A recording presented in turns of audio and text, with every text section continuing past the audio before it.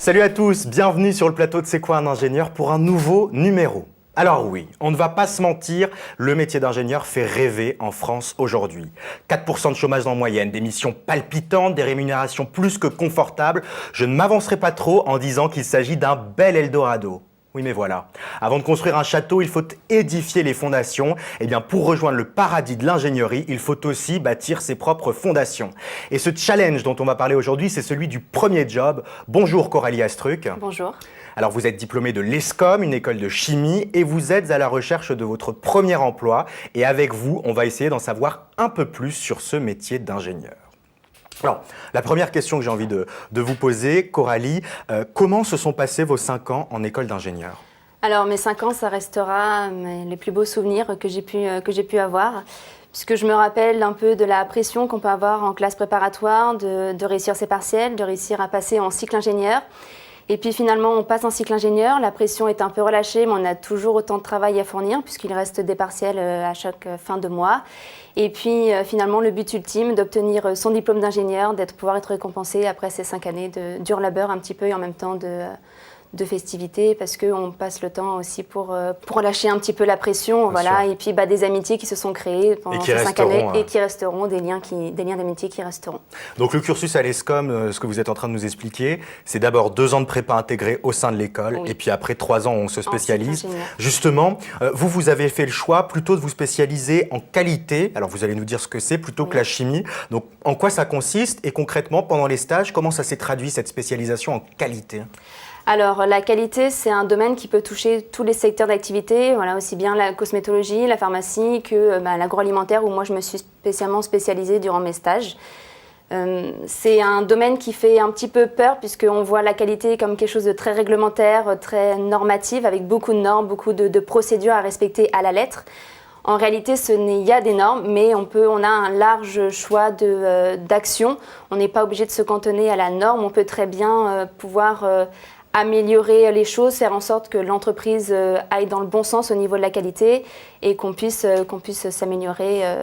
C'est ça, donc l'ingénieur qualité, c'est celui qui fait tout pour que l'entreprise soit encore meilleure et se dépache encore plus. Qui innove sans cesse, qui essaye toujours d'aller vers l'avant et d'innover en continu. Coralie, selon votre propre expérience, du coup, c'est quoi les obstacles que peuvent rencontrer un jeune diplômé ou une jeune diplômée comme vous quand il entre sur le marché du travail ? Alors, le problème, c'est que la plupart des employeurs considèrent que les stages que l'on peut faire en cycle ingénieur, en tout cas en école d'ingénieur, ne sont pas considérés comme des expériences professionnelles. Moi, la seule chose que je peux vous dire, c'est qu'en stage ingénieur et en projet de fin d'études, j'ai vraiment été considérée comme un salarié à part entière avec des responsabilités, des missions. Je devais animer des réunions, je devais fédérer un peu des équipes. Donc voilà, quelque chose qui prouve que j'étais un salarié à part entière et avec de vraies expériences et de vraies compétences. Oui, c'est une forme de décalage, c'est-à-dire que pendant que vous faites votre stage, vos 6 mois ou plus de stage, on vous considère comme une vraie ingénieure. Oui. Et une fois qu'il faut valoriser l'expérience pour le premier job, c'est un peu plus différent. Et justement, vous nous dites, on me considérait comme une ingénieure. Qu'est-ce qui fait, selon vous, de vous une ingénieure aujourd'hui, maintenant que vous êtes diplômée ? Est-ce que c'est des compétences, un regard peut-être sur le monde ? Alors oui, c'est un mélange un peu des 2 choses que vous venez de citer. Particulièrement pour moi, un ingénieur, c'est quelqu'un qui sait un peu fédérer une équipe autour d'un même projet commun, qui va savoir animer, diriger du personnel, mais aussi pour être en contact avec eux, pour savoir les écouter, être à leur écoute, puisque c'est très, très important.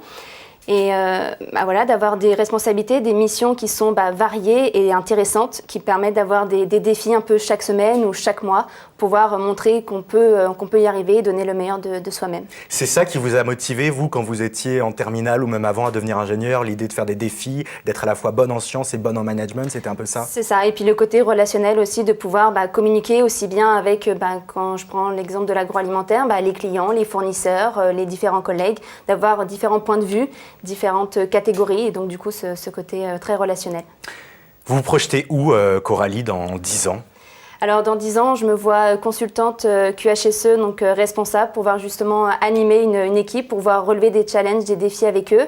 Et puis, bien sûr, d'être dans un environnement épanouissant, avec des missions variées, et puis, bien sûr, une rémunération attractive. attractif dans 10 ans. Pour finir, il y a beaucoup d'élèves qui sont au collège, au lycée et qui nous regardent. Quels conseils vous leur donnez à eux s'ils ont envie de faire une école d'ingé? Alors le seul conseil que je leur donnerais, c'est d'être passionné. On peut avoir des difficultés en maths, en physique ou en chimie, mais on peut aimer ce qu'on veut faire. Si on veut devenir ingénieur et qu'on sait dans quelle voie on veut s'orienter, eh bien c'est de donner tout ce qu'on veut, enfin tout ce qu'on peut en tout cas, parce que quand on dit quand on veut, on peut, eh bien c'est de donner le meilleur de soi-même pour arriver au maximum et aboutir à son rêve. Et ben voilà, soyez passionnés, c'est le message en tout cas que vous nous laisserez. Coralie, merci beaucoup d'être venue et d'avoir partagé votre expérience. Merci à vous.